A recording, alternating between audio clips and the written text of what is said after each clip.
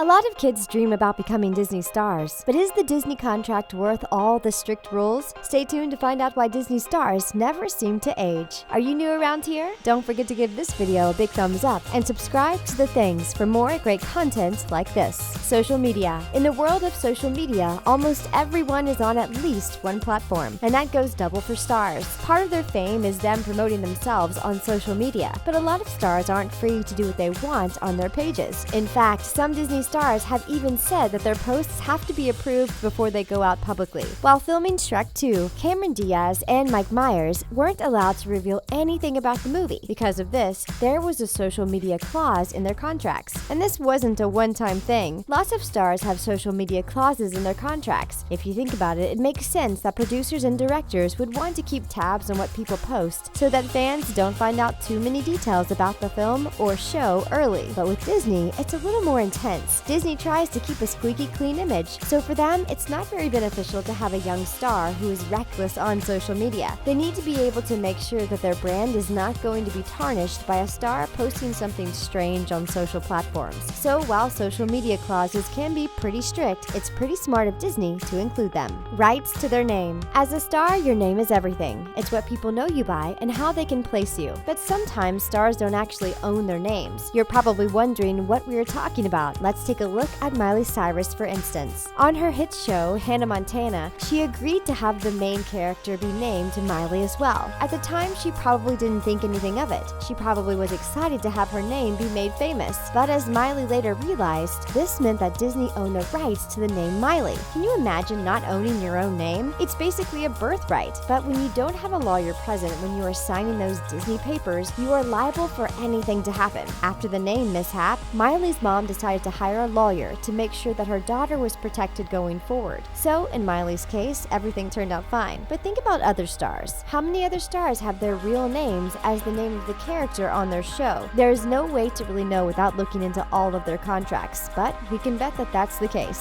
How to talk. As if losing the rights to your name isn't enough. That's just the tip of the iceberg as to what Disney stars have to go through. Disney tries to control almost every aspect of their stars, especially when the actresses or actors are first breaking onto the scene. This is true even down to the stars' voices. You may be asking yourself how Disney could control someone's voice. It may seem impossible, but Disney always finds a way. Take Bella Thorne as an example. You may remember her from her stint on Shake It Up. While she was on the show, Disney tried to really control her public persona. They felt that she would appeal to Disney fans more if she spoke in a higher-pitched falsetto during her interviews. This was a way to ensure that she would give off a more clean, goody-two-shoes vibe. In the beginning, she followed along with Disney's rules, as most stars do. After a while, though, being fake got old and she decided to be herself.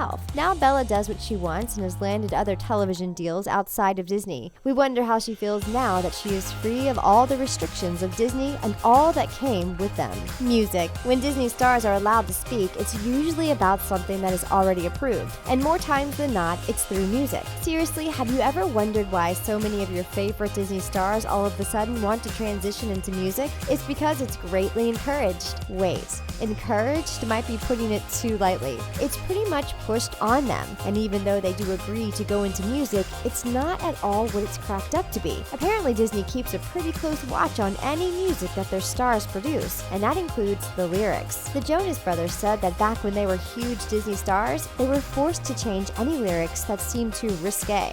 Joe said that even saying that he was alone in a room with another person was unacceptable to Disney. Can you imagine writing music lyrics with those kinds of crazy restrictions? It must have been super hard to create under so much pressure. Eventually, the Jonas Brothers went their separate ways and decided to make music for themselves and do what they wanted. Their music is definitely a lot more risque, but also so good. Salary negotiations. When you think of Disney stars, you probably think that they make so much money, right? Isn't that what being on television means? Well, not in all cases. Apparently, Disney stars are not really allowed to negotiate their contracts very much. We are sure there is probably some leeway in this rule for huge stars, but in the beginning, negotiations situations are not really encouraged or accepted. Don't believe us? Okay, let's use Miley Cyrus as an example. Though she was the star and namesake of her show Hannah Montana, she was actually the lowest paid actor on the show, which just makes no sense, right? Well, she and her parents didn't know what everyone else was making initially, which yielded Miley to accepting a lot less for the show than she should have. Looking back on it, Miley says that she doesn't harbor any resentment about the situation and just says that at the time she didn't know any better. At least Miley went on to become a big star in her own right and probably makes more now than she ever did with Disney. But imagine all the other Disney stars who were never able to break out of the Disney mold. Are they living off the tiny Disney paychecks when they could be making more if they went somewhere else? Scandal classes. Think about how many stars Disney has. A ton, right? Now take a second to think about how many scandals involve Disney stars. Not so many. Have you ever wondered why that is? Well, when Disney invests money in a star,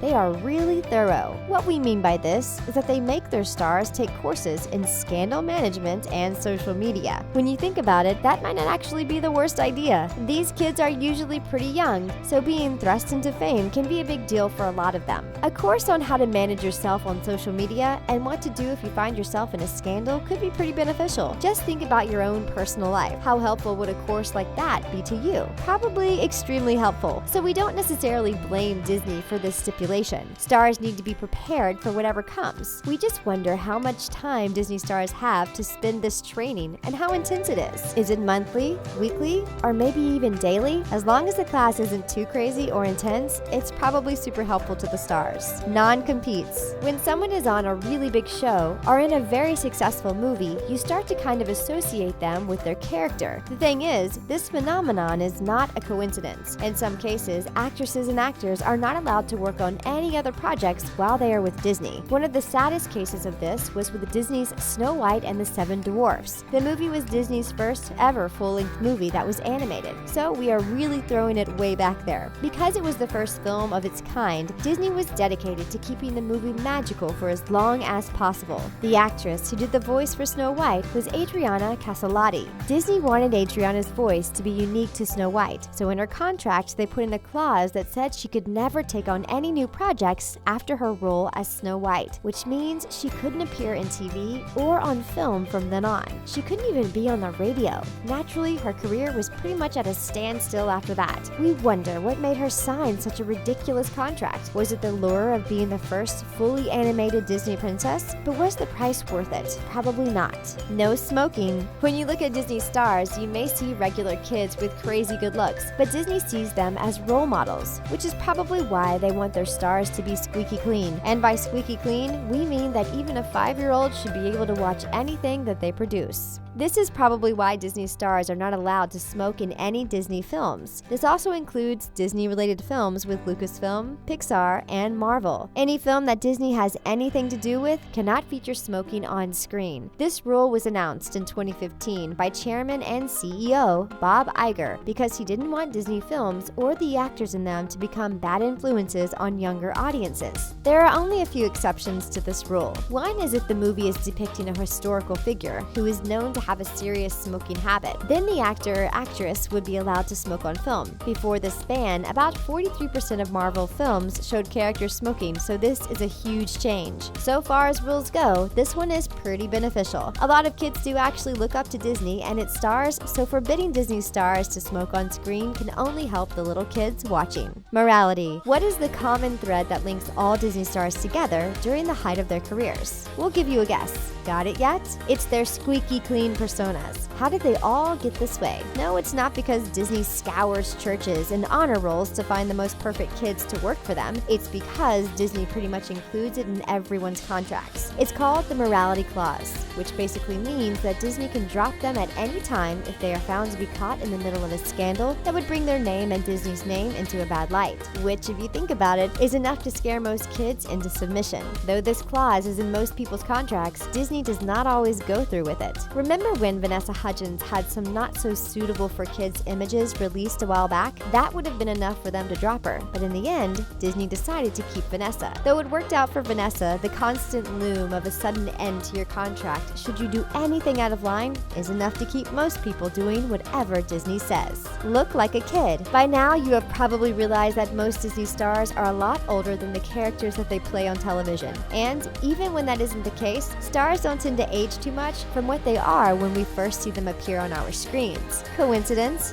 We think not. It's another rule that Disney stars have to live by. If you are a male and play in a younger character, many times you will be forced to cut any facial hair that you have, and you won't be allowed to let it grow back. Joe Jonas wrote in an essay for Vulture that he had to shave every day so that he could pretend to be 16 when he was actually 20 years old. Even the girls aren't really allowed to outgrow their characters. Many times they are instructed to keep their nails short and in moderate colors as to not look too rebellious or risque. Look, Disney, getting older is a part of life. It's not natural for people to be 16 forever, and it's actually kind of creepy for 25-year-olds to be running around pretending to be teenagers. Let people age, for goodness sakes. And that's it for 10 strict rules Disney Channel stars must follow. Were you surprised by any of the rules? Let us know in the comments. Thanks for watching.